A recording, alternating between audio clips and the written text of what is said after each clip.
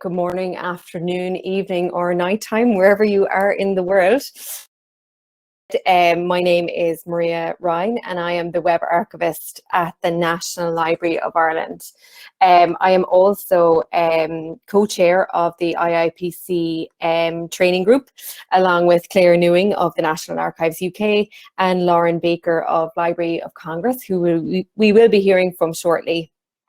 So if you're interested in training and developing training materials, you're in the right place. But also, like, if you want to get involved, please do get in touch with either myself, Lauren, or Claire, and we'll all be lurking about for the rest of the conference. So please do get in touch. We have some exciting things planned for the training working group. So welcome to this session. And just to say again that please do submit your questions using the Q&A function. Questions, as Ben said, can be anonymous. And if you like the sound of a question or you want to ask the same one, use the upvote function. Questions with the most votes will get moved up to the top. That is everything. And yeah, as we said, that the session will be recorded as well. We are joined by some of by our speakers here today, and I hope you've all gotten the chance to watch the videos before today's session. But I'm going to now invite some of our speakers to introduce their papers for those who may not have been able to watch it.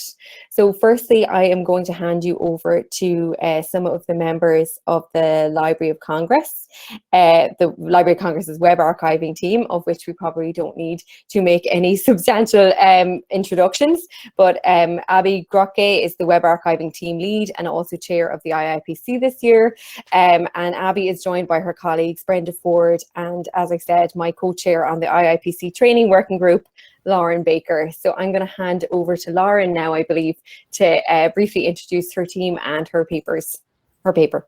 Thanks. Thanks, Maria.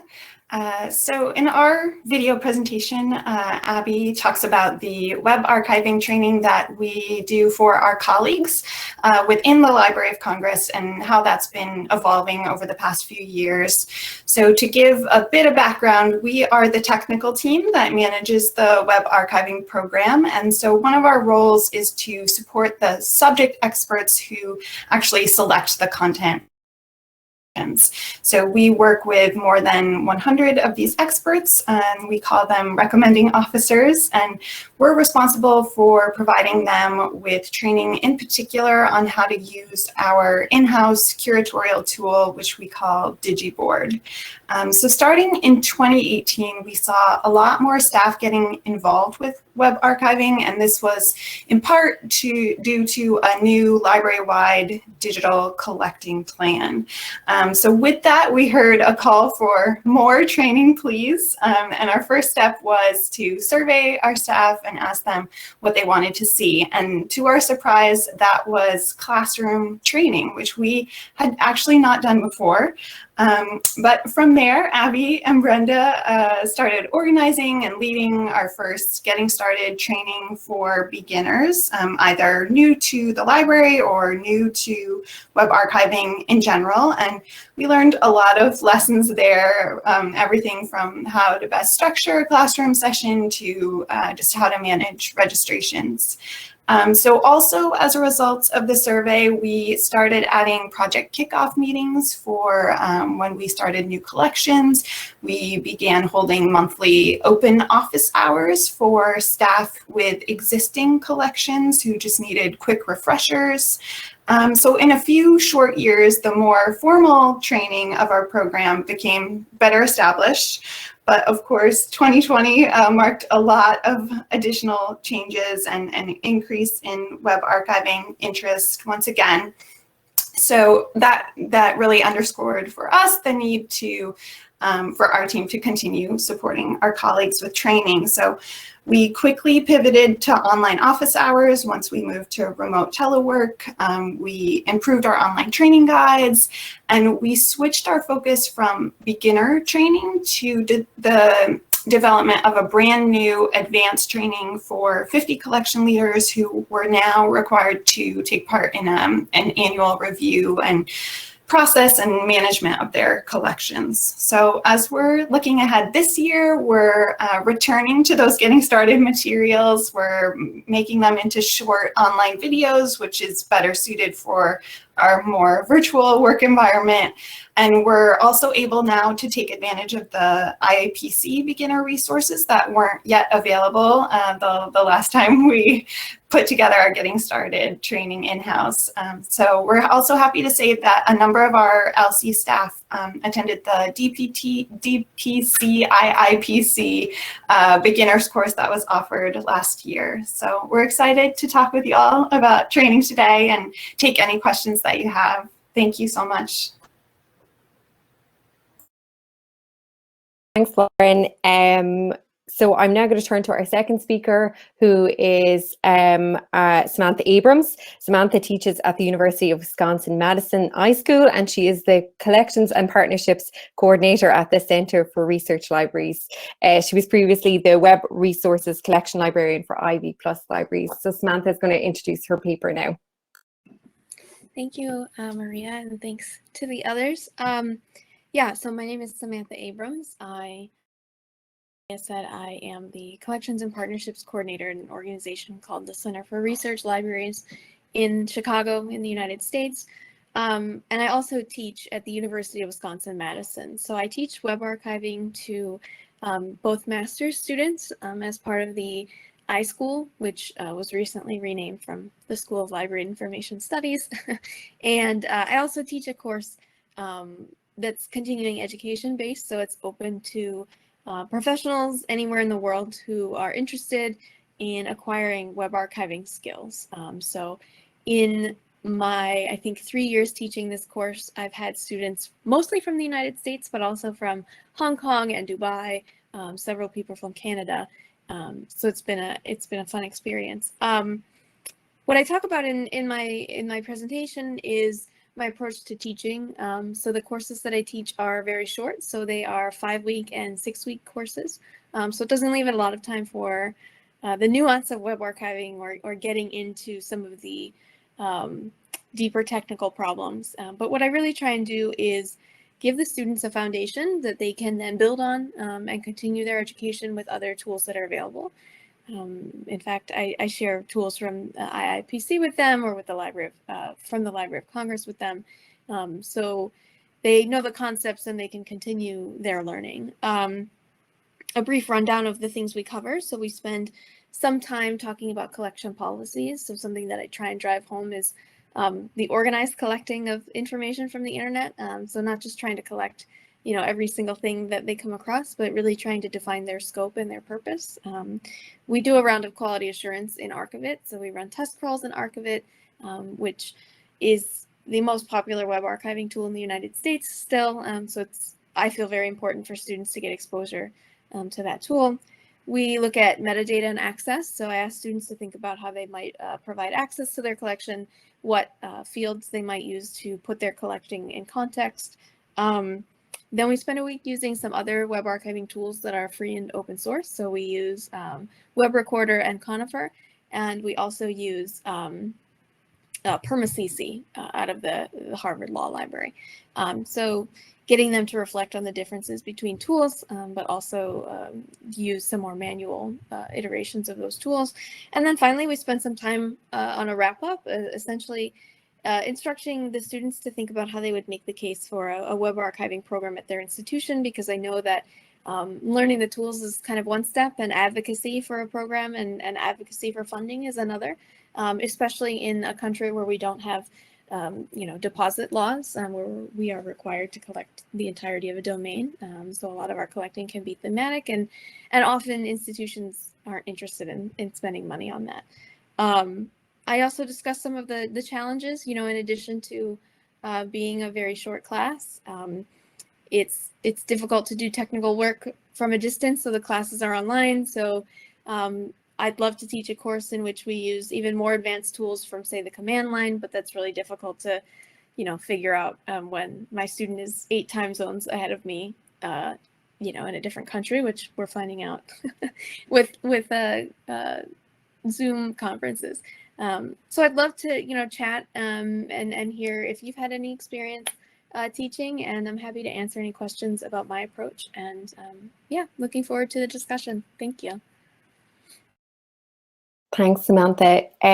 So I think I'm going to start with Abbie, Brenda and Lauren. I can see the questions coming in here, so I just have a few myself before I get started there.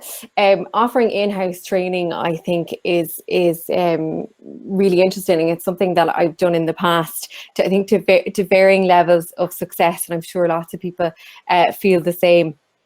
But I suppose what advice, like, I think it's very important, I think, that especially when you work in a national library, you have librarians and archivists, you have professional staff, IT people, and you have people from such large backgrounds, or a large variety of backgrounds.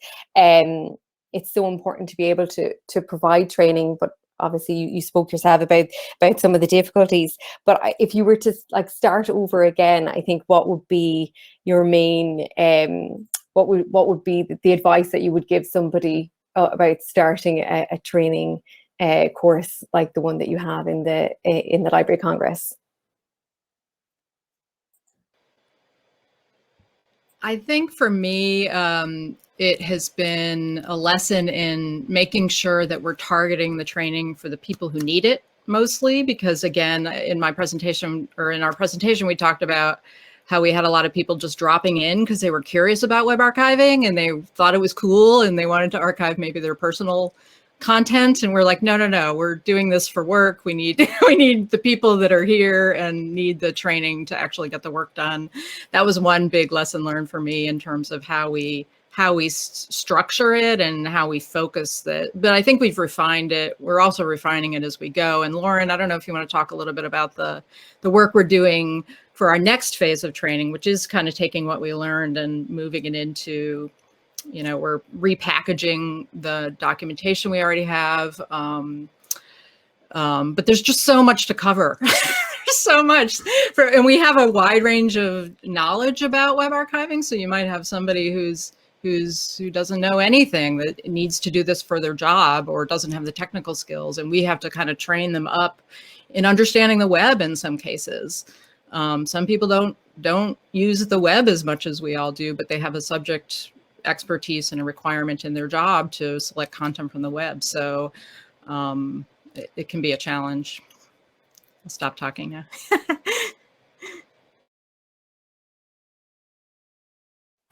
Yeah, I can just jump in and say that. So we, I mean, pushed by the pandemic, are switching up our training and reissuing our Getting Started training and transforming that into online videos that will be shorter and students can just take it at their own pace, because we just don't know when we would be able to offer in-person classroom training again, or if that's even realistic. And we have different ideas for kind of different categories of training. That's just getting started, but we're looking towards something on QR, quality review, continuing our advanced training for collection leaders. So I think we're now kind of trying to tailor the format to the topic a bit more, and really doing a variety of formats now. That's really interesting. I think there's so much to take away from your presentation. I think from what you folks are doing that we can all learn from. If I can turn now to Samantha, I think your presentation really jarred with me. I think it just really stuck with me when I was watching it over the last couple of days, and I think there's just such little focus, I feel, in Ireland placed on web archiving or digital preservation in our graduate programs here. And I take your point, like, that's not to criticize them, but I think there is a lack of awareness. And I wonder if I'm 5 years in my role as web archivist this year, and certainly when I completed my master's in archival studies, I'm not sure there was even a mention of a web archive. So this is kind of a tough question. It's not really one, and feel free for anyone to jump in, but I think, what do you think that we can do to reach out to graduate programs, or to kind of offer some support there for those that are organizing graduate programs like yourself? But like, I'm thinking in my own role, students come and visit me, but I get like 20 minutes to tell them what web archiving is, and that's just not enough. And it's obviously, you know, I think maybe you could speak a little bit about how you got involved in it yourself, and just, yeah, is there something that we can do as a community to kind of help spread that message, and therefore better prepare our students and our future archivists and librarians and future web archivists? Yeah, I think that's a good question. And when I was a master's student, I did go to the University of Wisconsin-Madison, where I currently teach, and I took a 1-week class on web archiving. So we met every day for 4 hours a day in a tiny room, and kind of got a crash course. I graduated from UW-Madison, and I was thinking about this. I got a job. I did an internship at the Library of Congress. I got a job later doing web, but I was still learning a lot on the job from like my supervisor, Alex Thurman, who's very involved in the Iipc. And so there was a lot of on-the-job training, and I thought, you know, why don't more schools offer these programs? And there's, of course, any number of reasons. Library programs don't have the same money that, say, an engineering program might have. There's a lack of teachers. There aren't that many web archivists in general. I know we have 151 people watching, it says, but, you know, if you compare that to the number of maybe subject specialists or area specialists, it's a pretty small number. But how I got involved, I actually just emailed the director of the program, and I was like, hey, I noticed that you don't offer a web archiving course anymore. Do you need someone to teach it?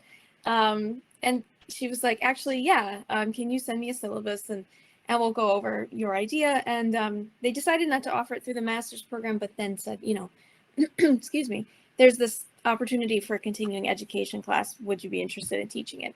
And I do think that's a good way to offer the skill, because not everybody who needs to know how to do web archiving is a master's student, right? It's almost more likely that they are somebody who has been in the field for quite a while, and suddenly their administrator says, we need you to capture all this material from our institution about the COVID crisis. So I really like the continuing education approach. I think there are a lot of programs in the United States that offer continuing education courses, like Library Juice Academy or Lyrasis offers courses. And I don't think there's anything wrong with, you know, cold emailing these places and saying, hey, have you thought about offering a web archiving course? Here's my idea for it. I think that's a really good way to get involved, but also making these accessible tools like the training working group that they're sharing. And a lot of institutions will post their internal web archiving guidance on their institutional web pages. So Stanford University has a lot of good tools. In my course, I teach things from the National Library and the British Library. And I link to all these resources, which students learn from directly. And so I think that's really important too, just making your knowledge accessible to others, and not keeping it just locked down for yourself is important. So that, yeah, I hope that answered your question. That's great. Thanks a million. I'm going to turn now to the questions, because like the session is already nearly over. So I'm going to ask a question. We just put it out to everybody. And so it's from Claire Newing of the National Archives UK, and also fellow co-chair of the Iipc Training Group. And she asks, in your experience, what aspects of web archiving is the most difficult for newcomers to understand? So Abbie, I'm going to put that to you first. What's the most difficult thing? I think that it's so there's so much riding on what the webmasters are doing with their websites. And we have no control over that. So I think like the understanding of the web, which I don't think we do a very good job training people on. We can cover like the nomination process and our workflow.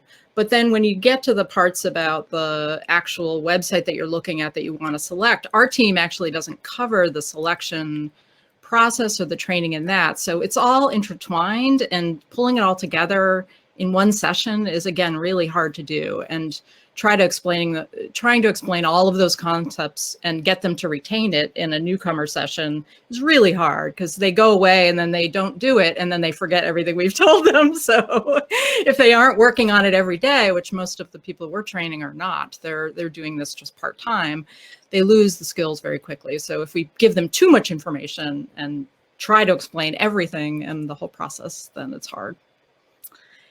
Maybe Brenda or Lauren has another comment about that. Brenda's done a lot of hands-on training of people. Another thing, just really quickly, another thing that I find is that they think that we can capture everything. Social media, hard websites, they're upset when we say, well, we just can't capture it. And they're like, what do you mean? So that's something that has been hard to get them to really understand, that we just can't capture everything. Definitely, that's definitely so true, and something we struggle with every day. Samantha, do you have anything you want to? Yeah, I mean, I totally agree with what Abbie and Brenda have said. You know, the week that catches everybody in my course is quality assurance. They hate it. They hate doing it. It's time consuming. Nobody understands why something isn't working. I could probably teach like a 52-week course on quality assurance, because it's hard. It's hard for me as a professional. It's hard for people who have been doing web archiving for 20 years. And to have students in my class run a crawl 1 week, and then the next week I tell them, find all the problems, and they're like, there's nothing but problems. It can be frustrating for them, but usually at the end of it, they're like, oh, I see why you made me do that, and I'm understanding the workflow now. But that week is always difficult, and I try and help them solve problems. But there's always a case where someone's trying to crawl like an Instagram feed, and it's just not working, and like all I can say is, that doesn't work. I'm sorry. Yeah, exactly. Someone said in the chat, sometimes things just don't work. Exactly, and that's a hard lesson to teach, right? Because they want me to have an answer, I want to have an answer, and I don't. Oh, I thought my internet was gone there. Thank God. I'm okay. Yeah, sometimes things just don't work, and that is, I always feel really guilty when I just have to say to someone, oh, I don't really know why it didn't work, but I know that doesn't work or that won't work, and that's really tough.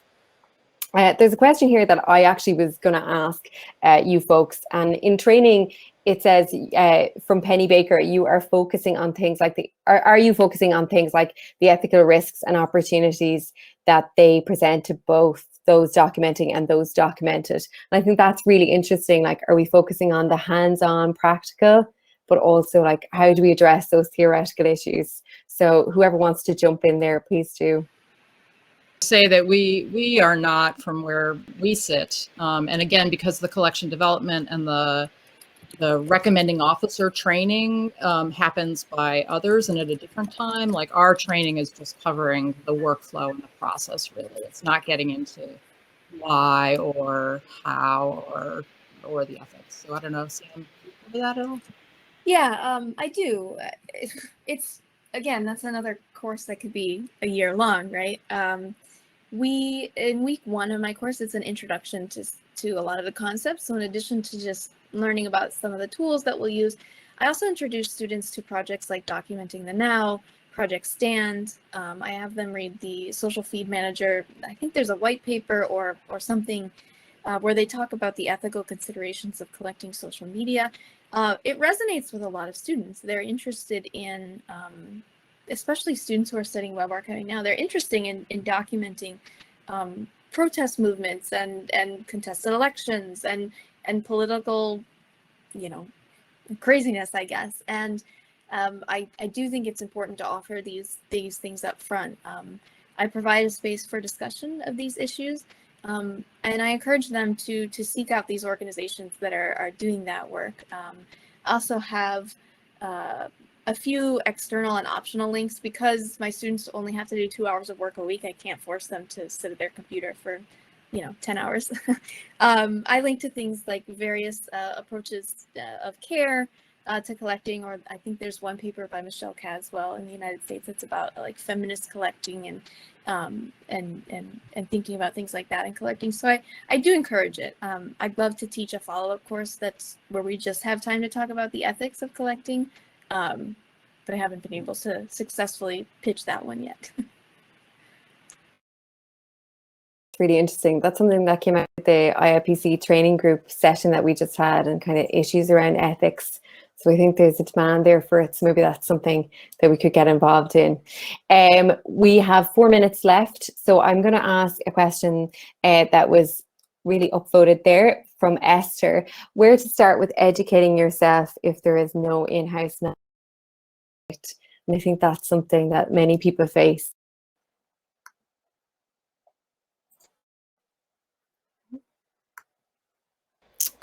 Well, I think the Iipc training materials are a good place to start, right?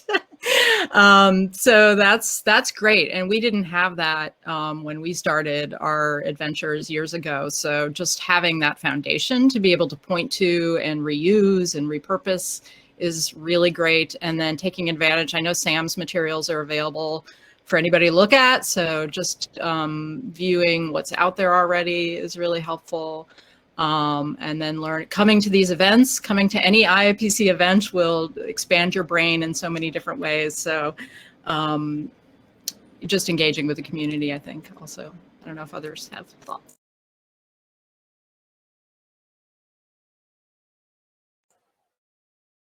The Iipc it's such a great community. I said that yesterday, we would be lost without it.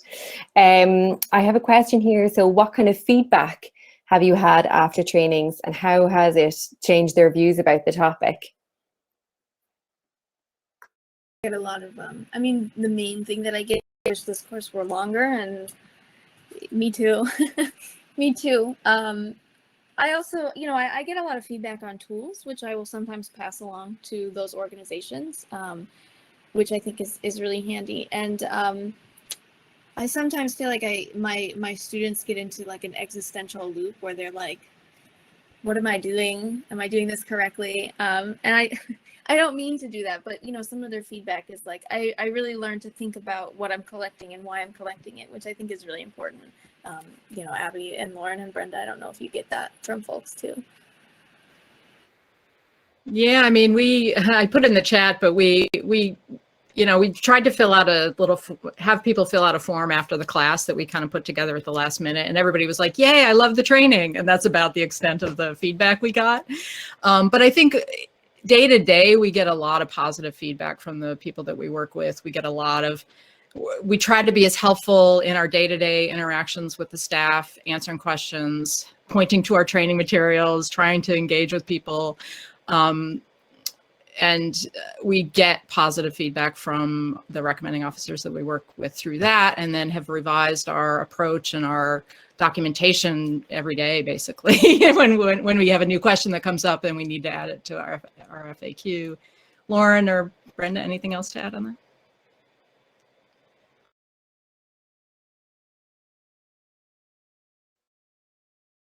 We're good. Okay, folks. Amazingly, that is, we're coming up to the end of our session on training. So we're heading now into a 30-minute networking break. And all the tables on floor 3 are reserved for a follow-up discussion on this session. I saw some questions there about working with designers. That was from someone in the National Library of Ireland, and that's something that we really think about. Working with subject specialists, working with diverse communities is something I'm really interested in, and how you train them in a sensitive and approachable manner. So we are going to be up on floor 3, me and the rest of the speakers, if you want to join us. But otherwise, we'll be back here at 4 o'clock, which is 3 o'clock our time, my time, if GMT, if anyone else is totally confused, and I'm going to get jet lag after this. But we'll be back here at 4 o'clock for multilingual and collaborative archiving. So talk to you then, folks. And many thanks to our speakers, Abbie, Brenda, Lauren, and Samantha. That was such a great presentation. Thanks. Thanks, everybody.